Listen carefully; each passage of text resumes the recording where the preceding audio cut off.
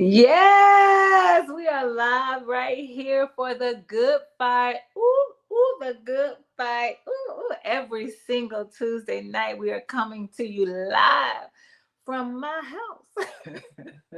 I was like, from the studio, from right here at my house.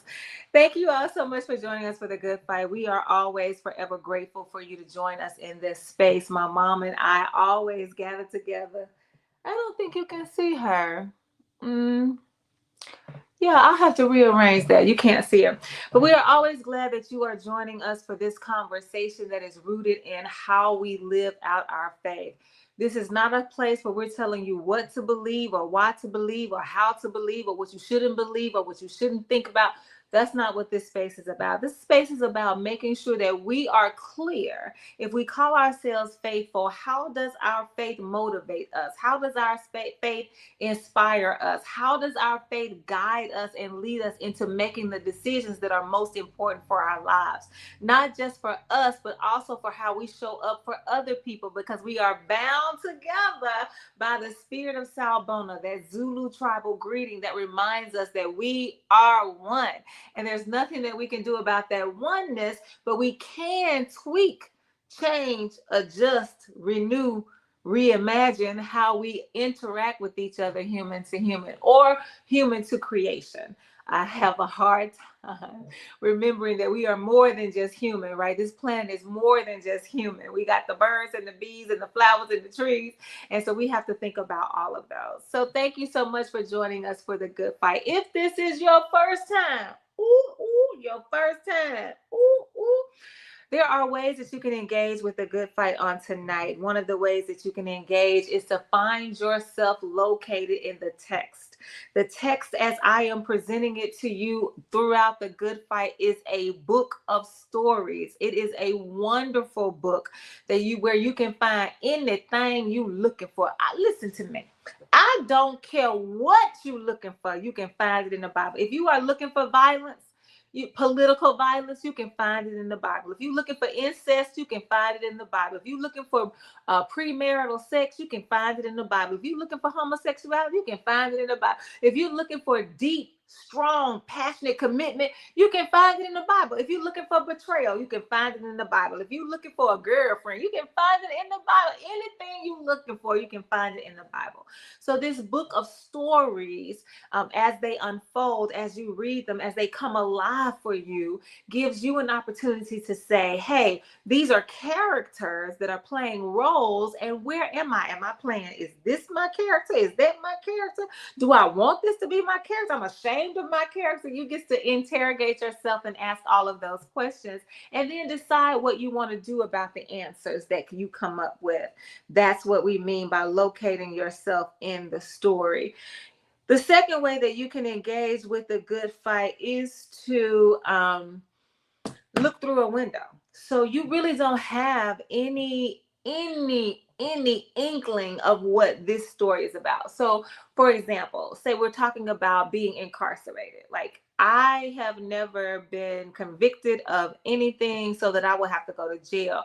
So if someone is telling a story about what it means to be incarcerated, what it means to live out those days, that time, what it means to try to interact with your family or feel like your family has left you behind, like, I cannot find myself in that story. But what I can do, and what we're asking you to do through the good fight, is open yourself up to receive somebody else's story, because that story can also teach you if you are willing to learn. So that's the second way that you can engage with a good fight. You can look through a window.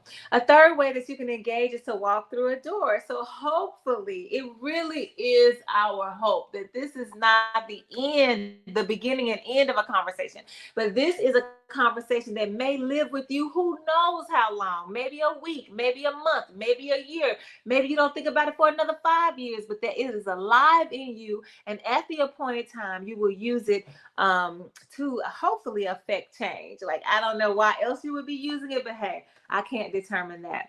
And then finally, you can engage with the good fight by commenting right here. We can have a whole dialogue and conversation about what you all are thinking and feeling as we go through the conversation. So thank you so much for joining us. If this is not your first time joining us, Ooh, ooh, thank you for coming back. Ooh, ooh, thank you for coming back. I feel like we turned everything into a song. Everything can have a beat. Thank you for coming back. Thank you for coming back.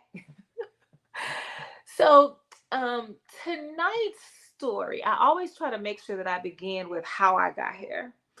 And I just feel like the brain is fascinating. And I believe that I have a beautiful mind. I hope that you believe you have a beautiful mind too. So the way that my brain works fascinates me. There go Hotep in the house. Ooh, ooh, ooh, ooh. I see you, Hotep, wishing us life, prosperity, and health through Ankh. You job, you have never corrected me. Sanab, you have never corrected me. I need you to correct me on the way I'm pronouncing that. But life, prosperity, and health being wished to you by Hotep. We really appreciate that. But I love the way that my brain works. Even though I cannot always articulate what's happening inside it, it makes sense to me. I'm really not asking that it makes sense to anybody else, but it makes sense to me. So I started out thinking that on the show this morning, because on Tuesdays I have the Community Voices radio show on KABF at 8.3 FM, 9 to 10 o'clock a.m.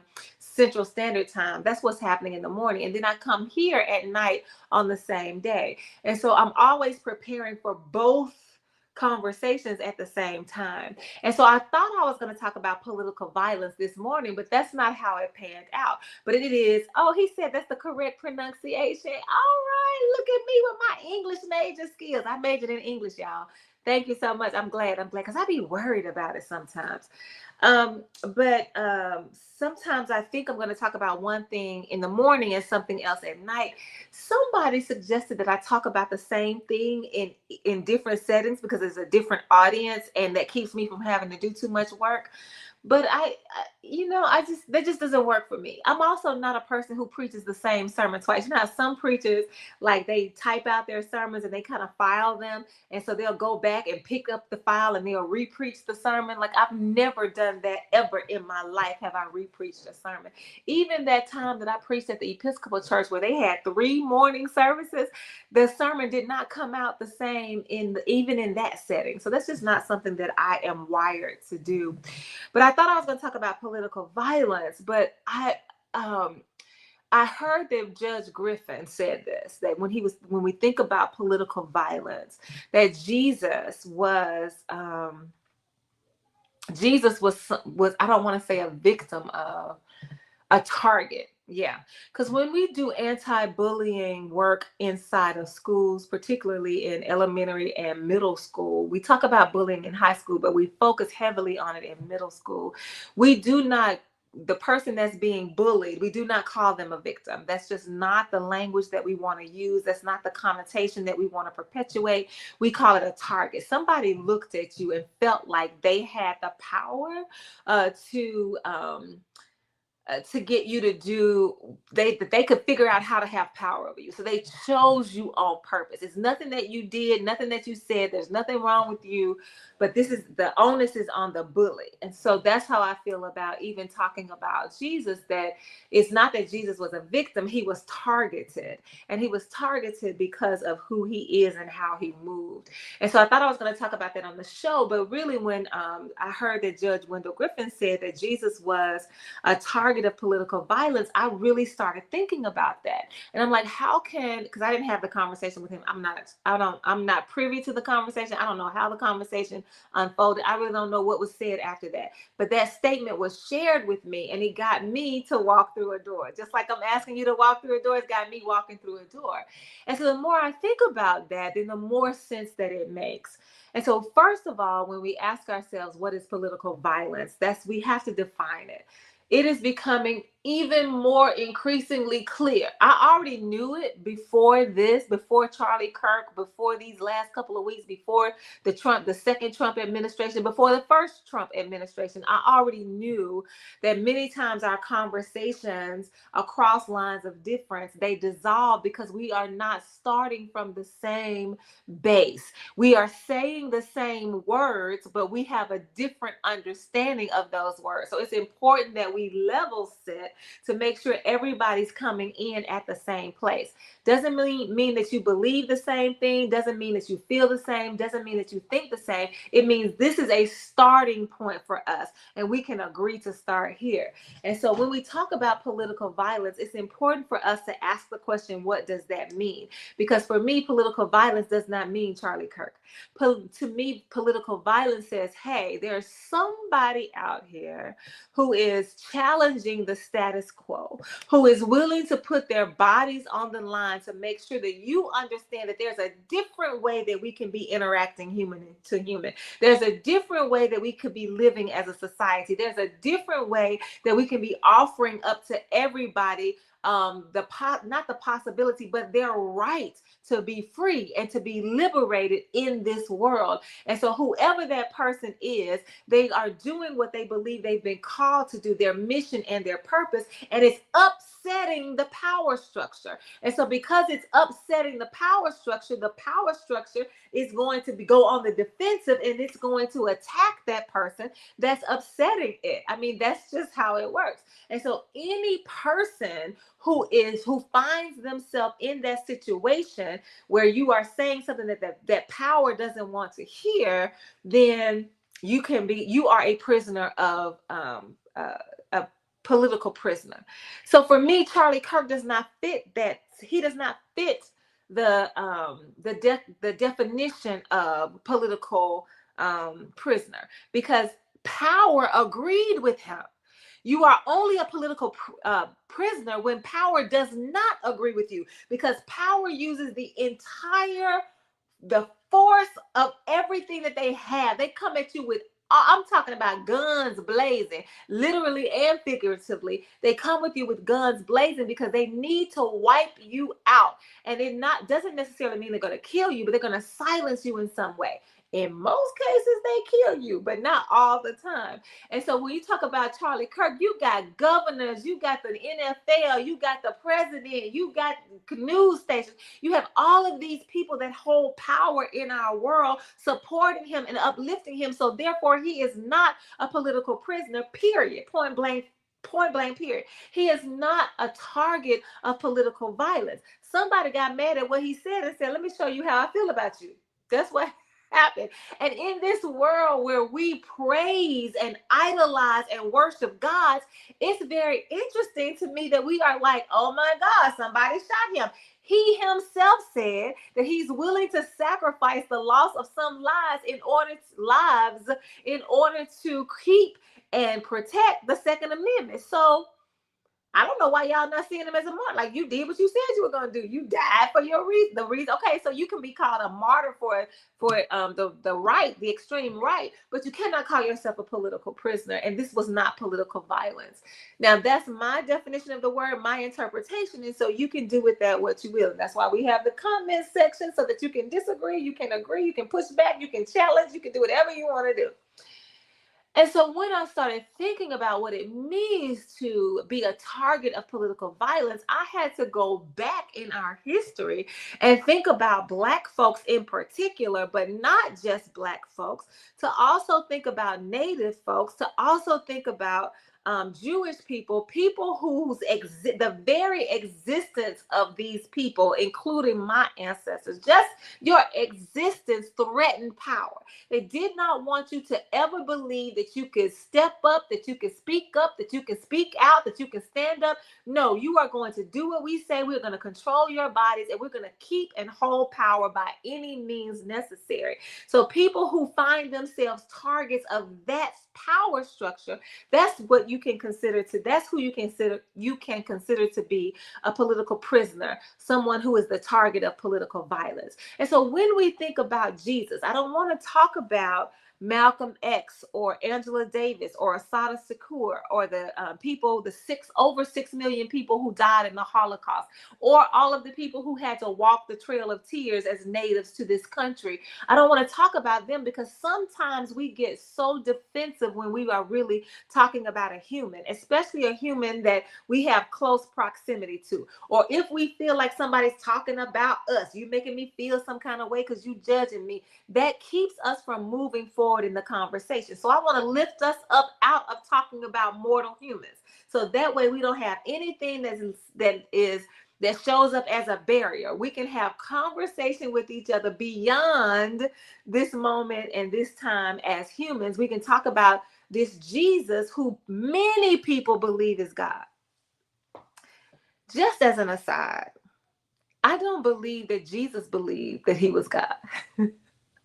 I know for a fact Jesus did not believe he was a Christian. I know that for a fact.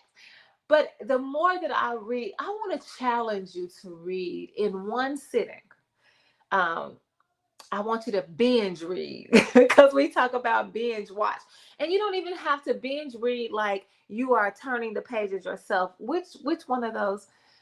Both, I think both of my Bible apps, but particularly the Bible Gateway the Bible Gateway app, you can ask it to read to you. And so you don't have to necessarily read the words silently or aloud. You can just listen to somebody else read them. And for me, I have learned that that is another method that I can use to internalize this reading. Not that I have to believe everything it says, but so that I can get a better understanding. Because I'm like, okay, I get it. I get what you're saying. Okay, let me think about that. Let me figure out what I'm going to do with it.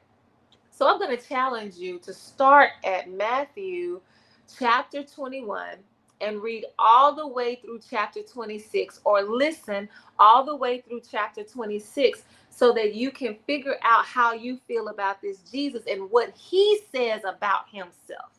Because most of what we hear, most of what we believe, most of what we think we know about Jesus comes from the indoctrination of somebody else. Whether it's the pastor, your mama, your daddy, whoever it is, whether it's the Catholic school, whoever it is, somebody else is giving you their interpretation of what they believe Jesus was all about. But it's high time for us to figure that out for ourselves. We cannot depend on somebody else's faith to help us show up as faithful. We have to have our own understanding of our faith, and we have to show up believing and knowing that we can stand 10 toes down on what we are convicted about. Also leaving room for us to be challenged on what we think we know, so that we can be open to the possibility that there's something else out there for us to consider. So yes, stand firm on what you believe, but also keep in mind that you don't know everything. It is not possible for any of us to know it all. First of all, we don't even use all of our brain. So we're not even operating at full capacity that would allow us to know and understand and learn more. We're not even operating that way. We're operating on limited ability. So that means we have limited understanding. Even the Bible itself says that right now, as we are going through this earthly experience, we see through a glass darkly. Like, it's clouded. Like, we don't have clarity. We're not going to have clarity unless we believe in the faith that says when we see Jesus, then we'll see things clearly. But at that point, you're dead. So you ain't no more earthly good. You might be good. I don't even know who you're going. I never thought about that until right now in this moment. Like, who are you good for in heaven?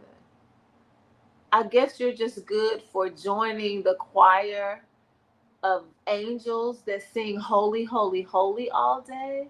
Or maybe you're good to be in the cloud of witnesses that have come to heaven to say, this is whatever, I finally made it to my destination. But for those of us who don't believe in heaven, we don't believe that we believe it's a construct, then yeah, by the time you are seeing clearly, when you die and your energy shifts, yeah, it's not an earthly thing anymore. You're living beyond that experience.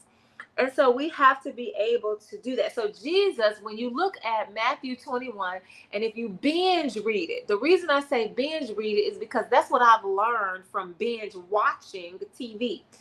If you watch a TV show once a week, you do not see the themes that are shining brightly through them. You miss all of that because you just come in on this one episode this week. So much time, so many events, so many situations and circumstances happen between that time and the next time that you don't see the continuity of what's happening. So you've got to binge, you got to read it all at one time so that you can really see Jesus shining through in what he says and how he feels about himself.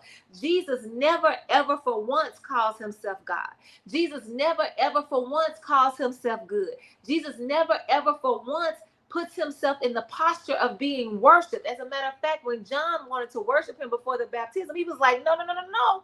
I need you to get up because I'm not the one that you bow down to. So we have given Jesus, we've created this construct of Jesus, and we've given Jesus this power, this authority, this persona, this pedestal. We've done all of this to Jesus while not at all paying attention to Jesus. Because Jesus, first of all, is a Jew. He would not even believe in the Trinity. He would not even believe in Christianity. He would not even believe the Bible past Genesis, Exodus, Leviticus, Deuteronomy. And so we've got to I don't want to say we've got to.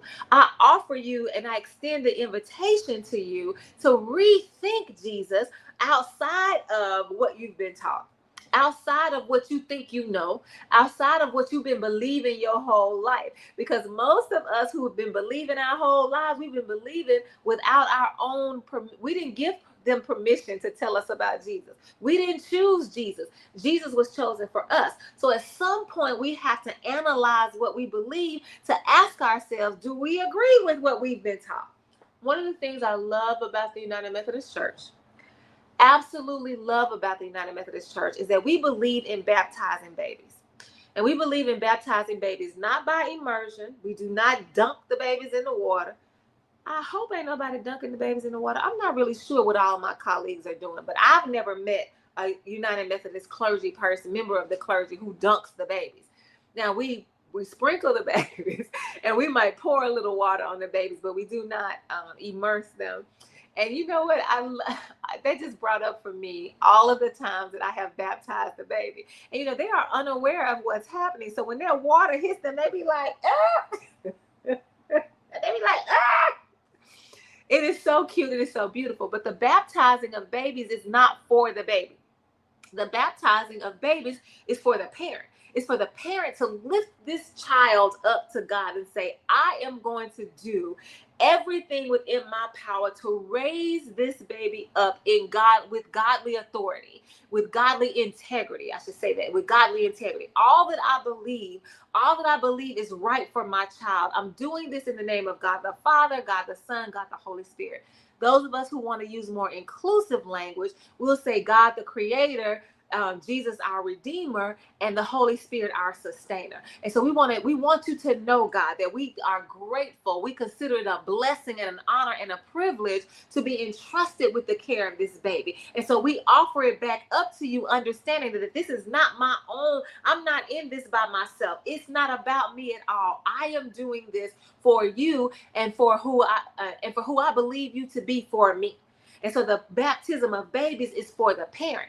And then when the child gets to be 13, I think that's the age of confirmation, the child is then opened up to, invited to consider any number of religions.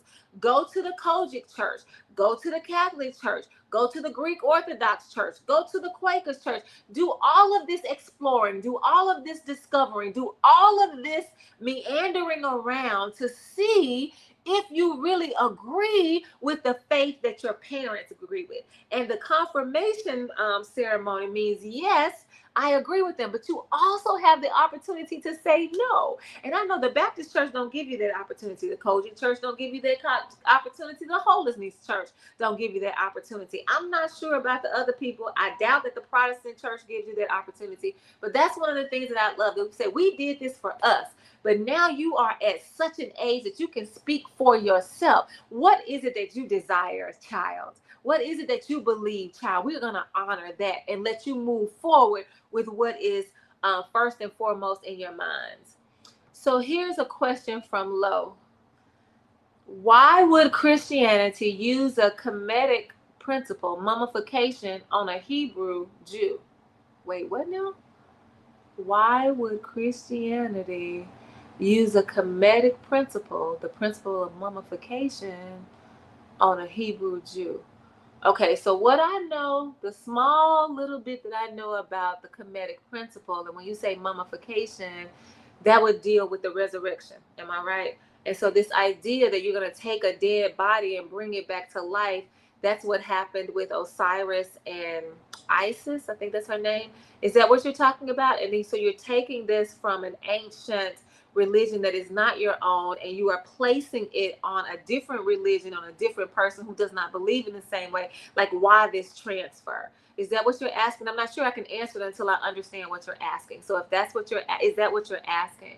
And I think so. If you have a response to that, if you want to offer some clarity around that, we'll wait for you to do that. But as we are waiting, I think that's what all of us do. I went to New Mexico a few weeks ago, and my friends, my hosts, they know me so well. They curated the itinerary to make sure they were taking me to the spots that they believed that they knew would give me life. So we went to a couple of museums. We went to a lot of local artisan displays so that I could see the art that the people of New Mexico, the people of the Puebla, we went to the Puebla so that we could see how these people have been doing this work for generations and generations, and we're watching it unfold right before our very eyes. Like, I loved every minute of it. So in some cases, I was inspired by the work that I would take a picture. I was like, oh, look at this. Oh, look at this. Oh, look at this. And I was doing it not so much for me, but because of Miss Sarah. Miss Sarah is my new friend, and we have been in conversation. She's an artist as well. And I was like, okay, she's not in New Mexico. She might not ever be in New Mexico. I don't know. But I want to capture these images so that I can share them with her so that she can join me vicariously on this trip, on this journey in New Mexico. So that's why I was taking the pictures. But the woman who was the merchant at the behind the counter said, no, you can't take pictures like that. And I was like, I can't. I said, well, I don't see a I brought some Mississippi with me. I was like, I don't see no sign that tell me I can't take no pictures. Like, what is you saying right now? And so she said, because of the amount of pictures that I was taking, the artist would feel like I was trying to copy their work, and they don't want anybody to copy their work. And my response to her was, ma'am, I don't think it's possible for me to copy anybody's work. Because even if you give me the spark of an idea, because of who I am, in my lived experiences, in all of my identities, in the power of creativity and innovation that lies within me, even though I see something and think about it and say, hey, I'd like to reproduce that, what comes out of my mind, what comes out of my imagination, what comes out of my creation, my creativity, what comes out of my essence, it's not possible for it to look the same as somebody else. It's just not possible. I'm working on something right now. I saw some circles in my doctor's office. I came home and put the circles down, and I'm like, this don't look like what they did, but it's still the circles. And so you can't say that I'm going to copy you, because it's just not possible. And she said, well, all I know is they don't want you to take pictures. Okay, I don't want to go to jail in New Mexico, so I stopped taking pictures. But to this question that's how I feel about this question that Hotep is asking. Even though I pick up a tradition from your culture, the way that it unfolds, the way that it manifests itself in our culture, it's not going to look the same. It might have the same spark, it might have the same base, but when it shows up for us, it's going to be different. That's how I believe. Now let me see let's see his response. Like, that's what I was thinking about as we were waiting for him. But here's his response. Yes, the story of Asar and Aset, the example is to show that Christianity is not pure, and that other so-called pagan rituals being as purely. Yes, I'm glad you mentioned that, because I'm hoping that nobody thinks that Christianity created its own stuff. Like, Christianity all by itself came up with everything. So if you go to Oklahoma, the first thing I would tell you to do is make sure that you visit the museum, the community museum about the Tulsa massacre. the race massacre in Tulsa. If you go to the very special, I think it's Greenwood, if you go to the Polished Museum, then your perspective is coming through white people who have now, they sit on the board, they raise the money, they act as philanthropists. And so it's a curated experience that you're having about the race massacre.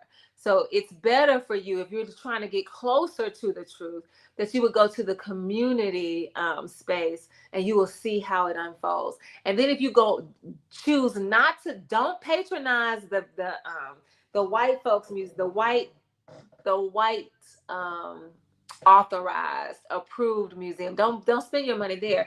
If you go across the street from it and patronize the Black folks who are generations of who are the ancestors of people who were actually in a part of the Tulsa race riot, you'll get a better sense of what's happening, and you can give them the money because it belongs to their people.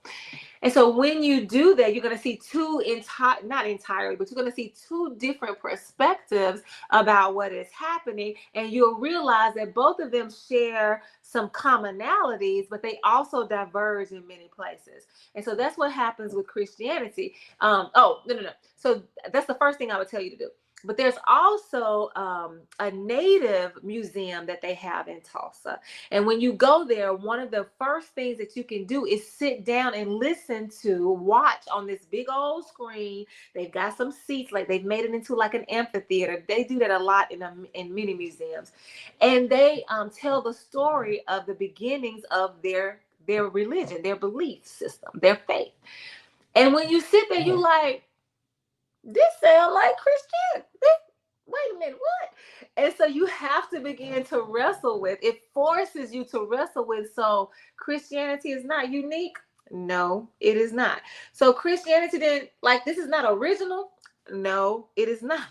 It is born from a conglomeration of things that were happening in and around the people who were writing for the Bible, writing with hopes of being included in the canon. The canon being those 66 books. If you are a Protestant Christian, meaning you're not Catholic, then these people were writing based on all of these things that are happening. And so please, I'm so glad that Hotep said this. Please do not think that Christianity is its own unique thing, that it just came out of this, like it's God inspired, came out of God's mouth, and it's the only one that is true and right.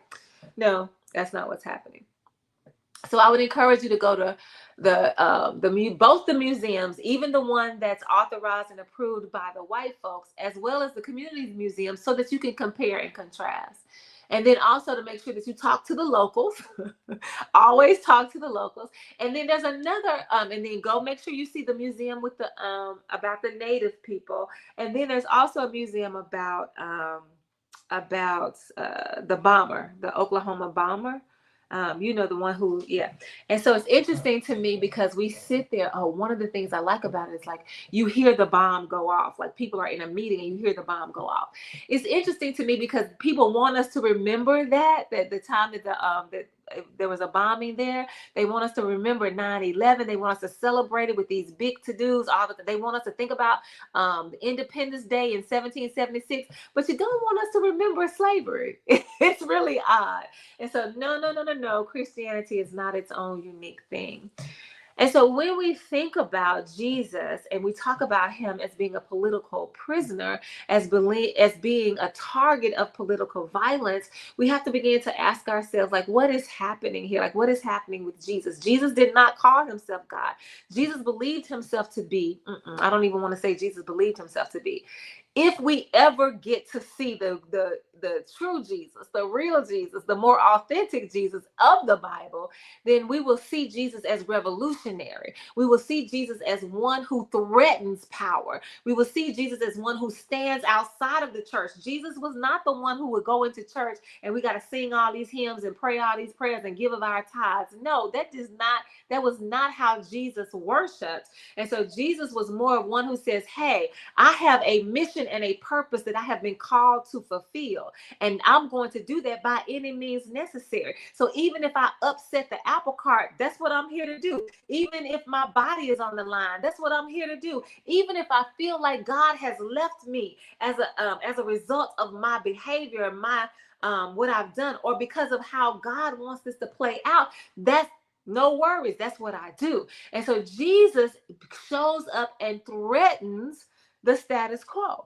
because Jesus says, hey, you cannot take this woman and say she was an adulterer and not bring the man up in here too. Not only can you not do that, why is you peeping through her window? Let's talk about that. And so Jesus is advocating for women to not be treated as if they are, to not be treated as objects. You cannot objectify them. They are humans with souls and spirits, and God loves them just as much as God loves the next person. So you're not going to do that. So you have Jesus showing up saying, hey, listen, you cannot do this. The temple is supposed to be a place of worship. You can't come in here cheating people out of their money. These people that are talking about the prosperity gospel, these people that are forcing you to tithe, these people that put so much pressure on you to give money. That's not what church is all about. As a matter of fact, Jesus never said anything about building no church. Jesus said we are the church, we are the temple, and we are the ones who are supposed to spread the good news of the gospel through the way that we live. And so Jesus says, I don't know what y'all doing up in here, but it's time for somebody to say something, and I am that somebody, and I ain't never scared. And so that's who Jesus is. And because of that, because of his charisma, because of the call on his life, because of his mission and his purpose, because of who he is and how he showed up and how he loved on people and held people accountable at the same time, he amassed a huge following. And so the authorities, the power structure said, whoa. We ain't had no problem when y'all was talking about Jesus in the manger, because what the baby gonna do? Nothing. We ain't had no problem with you talking about Jesus who got lost in the temple. What he gonna do? His parents can't even find him. I ain't worried about him. But at the moment you had people calling him God, at the moment that you had people saying, no, I'm gonna follow you wherever you go, at the moment you had people saying, this is the truth, this is God's voice being heard in our midst. This is God. That's when the power said, oh, no, you got to go. And so then they began to plot. They began to strategize. They began to come up with all of these tactics on how they're going to kill Jesus. And so because of that, you can say, well, the act of the crucifixion is political violence. You crucified him not because he was guilty. You crucified him because he was a threat. You crucified him not because he said he's God, but because you needed a scapegoat. You crucified him not because you wanted to send some powerful message about who you are. No, you crucified him because you could not afford to let this message go out that this man can affect change. Because the power never wants change. The power wants to hold on to power with every ounce of grip that they have in their hands. And so what I'm offering up to us today, I've got these series of pictures that I want you to look at and think about. And this is based on the scripture lesson that I pulled up was Matthew chapter 26, verses 57 through 75.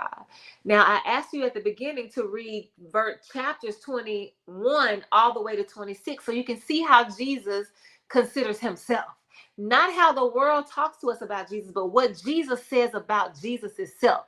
And in many cases, you'll recognize, what you'll learn is that it sounds like Jesus is talking about himself in third person, but that's only if you believe Jesus is God. But Jesus himself does not believe he's God. So he's not talking about himself in the third person. He's saying, this not me. I'm talking about somebody else who's God. I ain't never said I was God. That's y'all saying that. And so Jesus tells us, he basically lays it out on the line. I am not who you say I am. I am clear on who I am, but you keep trying to put this label on me. You keep trying to make me be who you want me to be. And Jesus says, I'm not going to do it. I only serve at the will and the pleasure of my God. The one true God, which would be Jehovah in Jesus's case.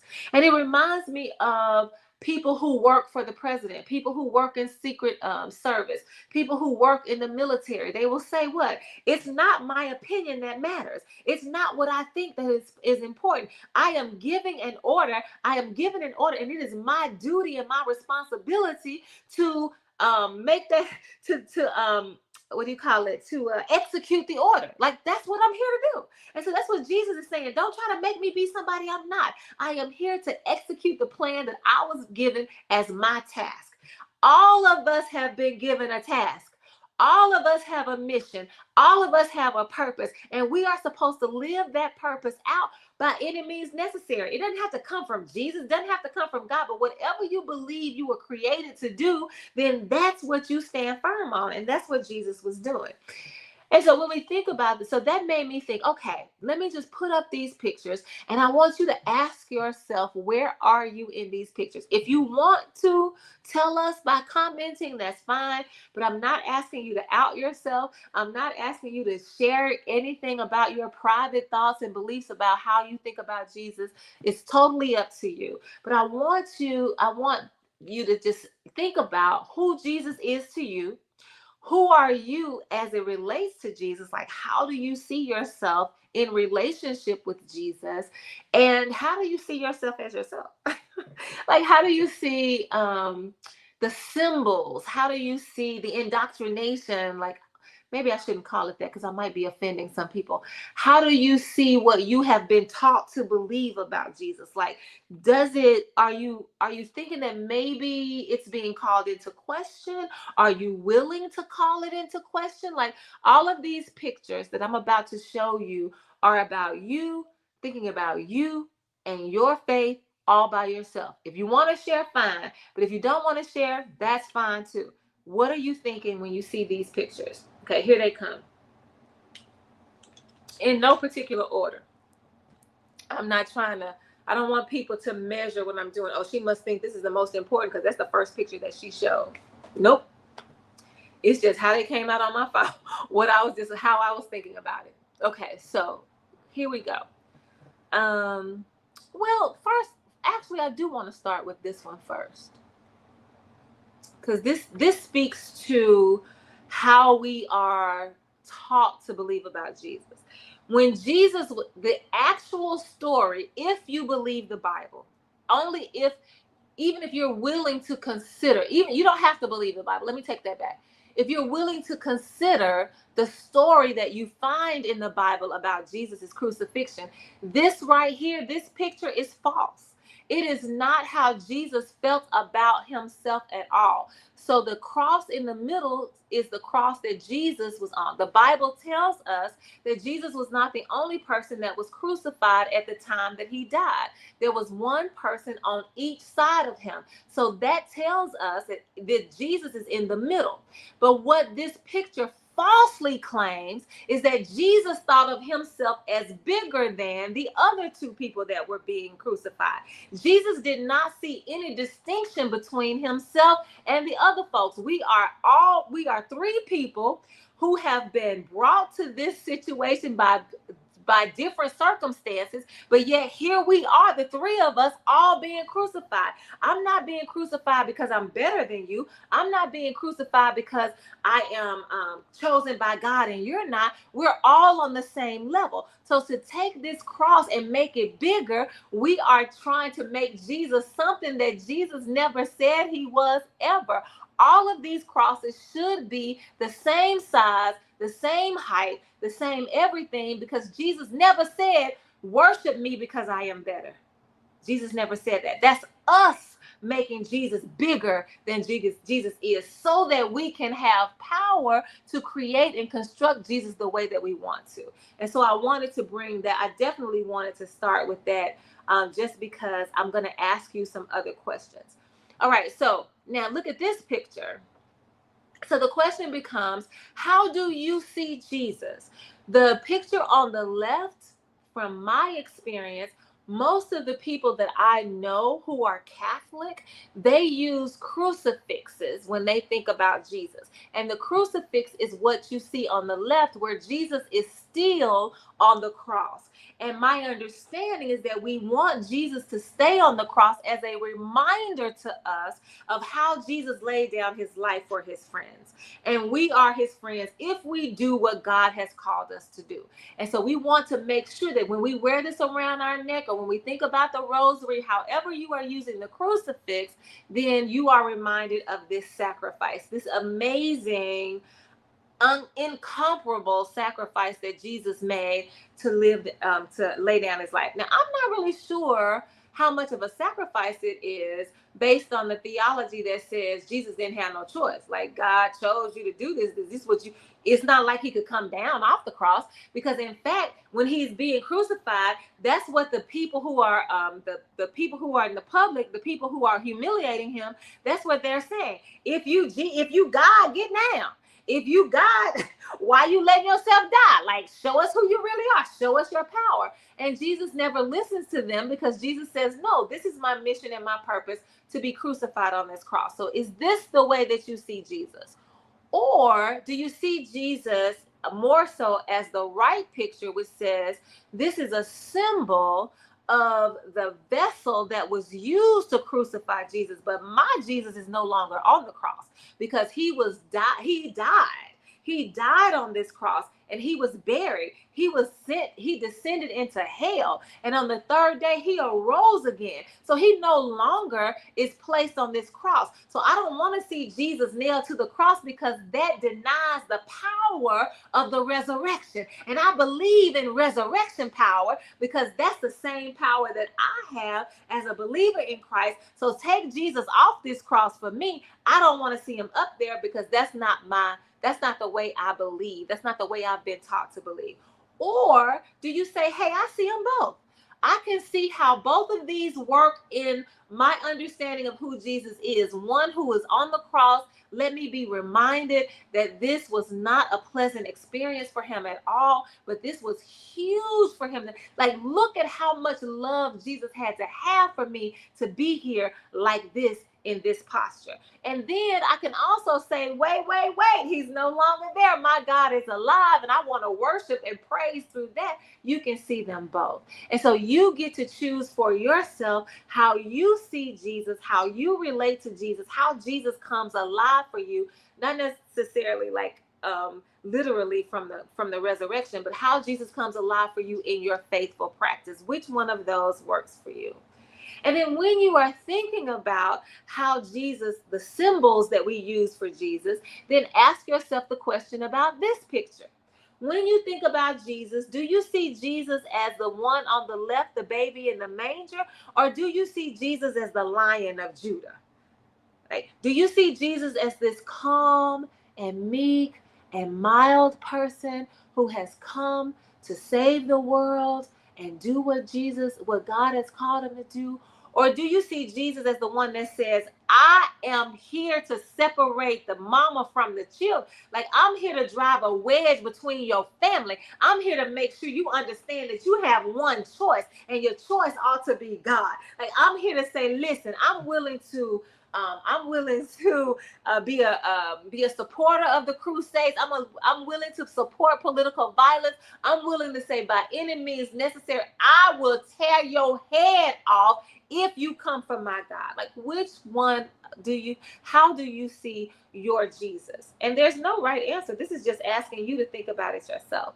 But even if you say, I see Jesus as the Lion of Judah, I know that Jesus is fierce, that Jesus is fearless, that Jesus ain't never scared. I see him as Lion of Judah. Even if you see Jesus as the Lion of Judah, which Lion of Judah do you see Jesus as? Oh, where's that picture? I don't see that picture on here. Let me find it, because I know I took it.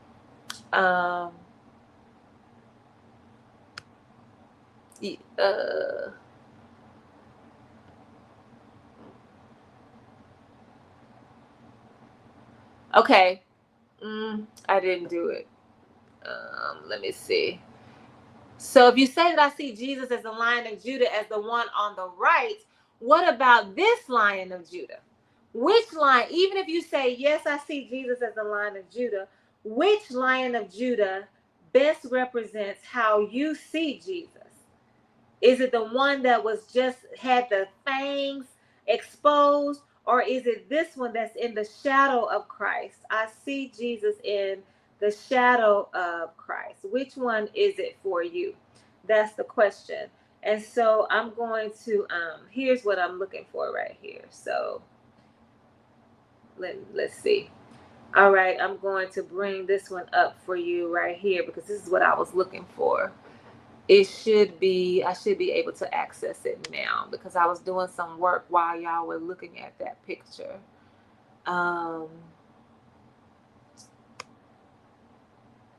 Where is that picture?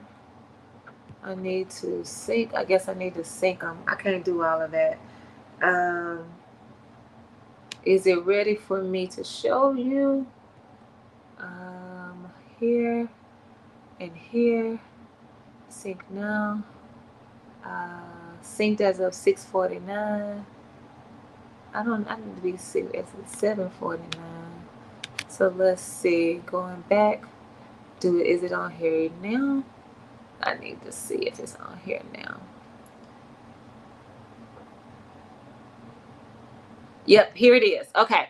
So I love technology. Some days I love it, some days I hate it. Oh, it says it's taking too long. I need to try again. I'm going to try again.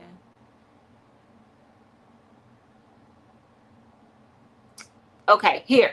So which Lion of Judah? So even if you say, yes, I believe in the Lion of Judah, which Lion of Judah is it? Is it the Lion of Judah on the left that has the face of Jesus in the background, again, as this humble servant, as this lamb that was slain, that didn't say a mumbling word, or again, as the one on the right that says, I will tear this temple up if you don't get out of here acting like this is a den of robbers? Which brings us to this picture right here. So on the right, this is Jesus turning over the tables in the temple. Jesus is walking by and he realizes, like, wait a minute, what are all these people doing? Because people are lined up to offer their sacrifices. The poor people only have poor people sacrifices.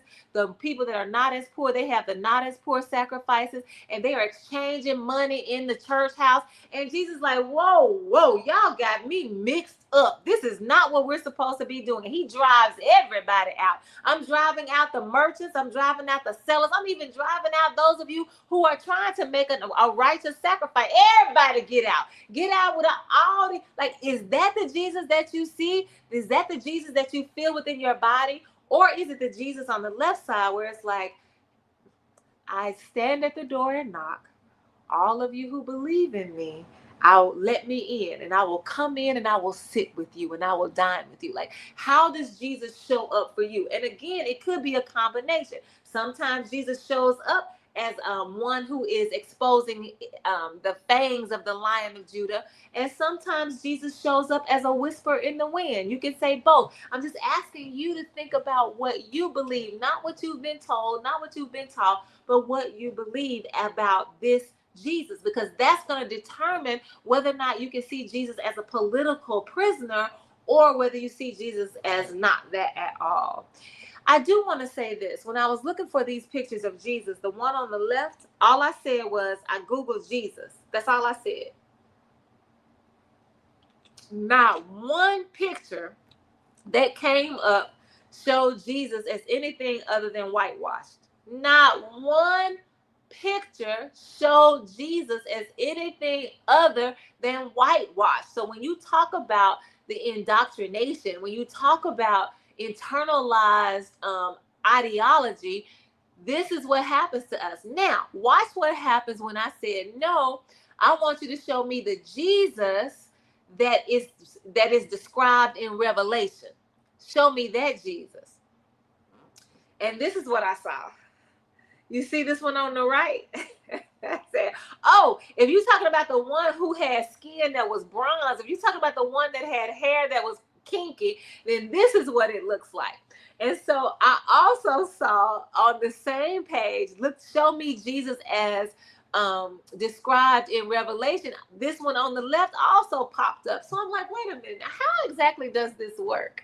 Because the Jesus in the Bible for me, if you read it, it sounds way more like what's on the right than what you see on the left. So what are we afraid of in this world where we want to make sure you do not find this picture on the right, that you got to search hard. You got to go to the search menu. You got to use specific words. You got to try to figure out the key words. You got to try to figure out how many words. It's so much more work to find a Jesus that does not look like the one on the left. And that is interesting to think about. Why don't you want me to see Jesus the way that Jesus is really defined in Revelation? Because honestly, Jesus was, if you go give Jesus any color, it never will be white. It's going to always be brown. And if you say brown, that means it's non-white, which is going to include all of us who are members of the African diaspora as well, because we are non-white. And so we have to begin to think about this. Why does Jesus always show up as white, which that is contrary to the very words in the Bible? But then you also have to ask yourself, have you read the words in the Bible? Have you read Revelation? And even if you read Revelation, what we have to know, I don't want to use words like what we have to know. What is imperative for you to consider is that Revelation is a book of symbols. We cannot accurately interpret Revelation because we don't understand the symbols.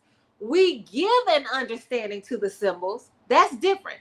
Understanding the symbols and giving an understanding to the symbols, two entirely different things. So Revelation is written in code. So when there were people who were in during the time of that Revelation was written, if you were a believer in Christ and you walked up on a person, you would not ask the person if they were a believer in Christ because it was too dangerous to do that. So what you would do is you would draw this in the sand. You would, whoever the first person is to draw in the sand would draw this. And if the other person was a believer, they would draw the other half of the fish. It turns out to be a fish. Y'all have seen people that have those placards on the back of their cars. This is just the oral tradition of what happened. Again, we don't know. We wasn't there, and the people who were there did not write the Bible. So we cannot hold too much. We cannot put too much truth into this. But like, it was a way for me to know it was safe to talk. So I'm gonna do this. And if you don't respond, then I know I gotta govern myself accordingly. And if you respond, okay, I can relax a little. So Revelation is all about symbols. It's all about hidden meanings. And if you were not in the know, then you didn't know. And again, the people who knew are not the ones who wrote Revelation. So we can't act like we know. But still, if we read what it says, the picture that you're going to see is much closer to the right than it is to the left. Now, am I saying that the picture on the right is Jesus? No, I'm just saying that Jesus is so powerful and Jesus is a spirit that Jesus can show up however Jesus wants to. So if Jesus wants to show up as a black man with gray hair, Jesus can. If Jesus wants to show up as a white man looking like Fabio, Jesus can. If Jesus wants to show up as a brown woman speaking Spanish, Jesus can, because that's what spirits do. They manifest themselves in the way that they know we can receive them. So here's low. We don't believe